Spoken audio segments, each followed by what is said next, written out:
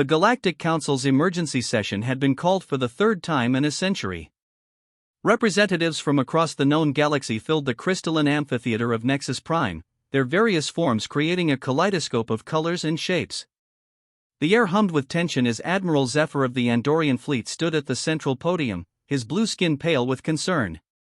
"The humans have done something impossible," he announced, his voice carrying through the universal translators. 3 days ago, a vessel appeared in the Sol system that defies everything we know about Earth's technological capabilities. In the audience, Ambassador Crix of the Reptilian Alliance hissed softly. The humans had been considered a primitive species, barely worthy of junior membership in the Galactic Council. Their small fleet of chemical-powered rockets and primitive fusion drives had made them the subject of quiet mockery among the more advanced civilizations. The holographic display activated, showing the Sol system. Earth appeared as a small blue marble, peaceful and unassuming. But there, in the space between Earth and Mars, hung something that made even the most seasoned spacefarers gasp. The vessel was enormous, stretching nearly 50 kilometers in length. Its sleek, obsidian hull seemed to absorb light itself, creating an ominous shadow against the starfield. Along its surface, thousands of launch bays glowed with an eerie blue light, and the ship's entire structure pulsed with energy signatures that the Council's most advanced sensors couldn't fully comprehend. "How is this possible?" demanded Chancellor Vorax of the Silicon Collective, his crystalline form refracting the hologram's light. "Our intelligence reports showed Earth's most advanced ships were barely capable of reaching their outer planets." Dr. Elena Rodriguez stood in the observation deck of the newly revealed supercarrier Prometheus, watching the chaos unfold through long-range scanners. As the vessel's chief engineer, she had spent 15 years of her life working in complete secrecy on humanity's greatest project. "The Council's losing their minds," reported Captain James Chen, the ship's commanding officer. His weathered face showed a mixture of pride and concern. "Half the galaxy's fleets are already moving toward the outer rim. They think we're preparing for war." Elena smiled grimly.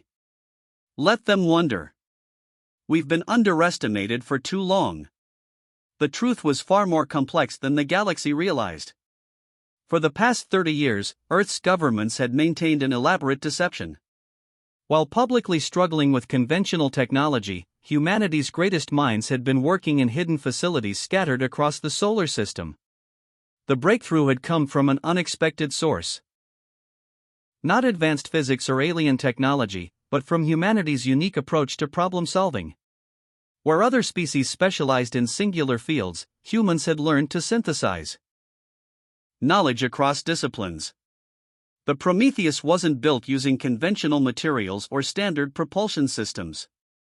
Instead, it represented a fusion of quantum mechanics, biological engineering, and what the team called intuitive architecture, designs that seemed to work despite violating several known laws of physics. The ship's hull was grown rather than built, using modified organic compounds that could self-repair and adapt to different environments. Its propulsion system utilized controlled micro-black holes, contained within fields generated by crystals that had been cultivated in the zero-gravity foundries of Ceres. Most remarkably, the vessel's navigation and targeting systems were partially biological, incorporating modified human neural tissue that could process information at quantum speeds. Back in the council chambers, the debate raged on. Some representatives called for immediate military action against Earth, while others urged caution. The ethereal confederation's representative, a being of pure energy, floated near the ceiling and spoke in harmonious tones. "Perhaps we have misjudged this species," the entity suggested.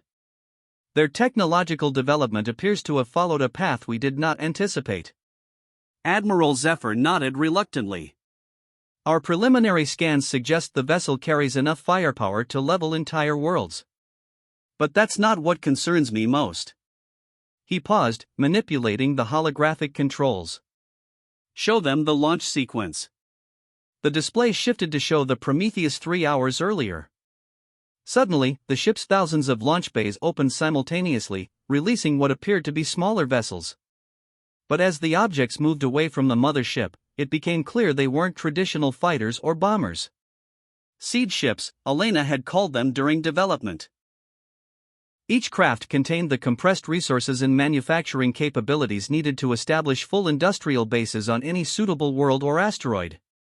Within months, a single seed ship could create a self-sustaining colony capable of producing its own fleet of vessels. The Council watched in stunned silence as the seed ships dispersed throughout the Sol system, some heading toward the asteroid belt while others moved toward the outer planets.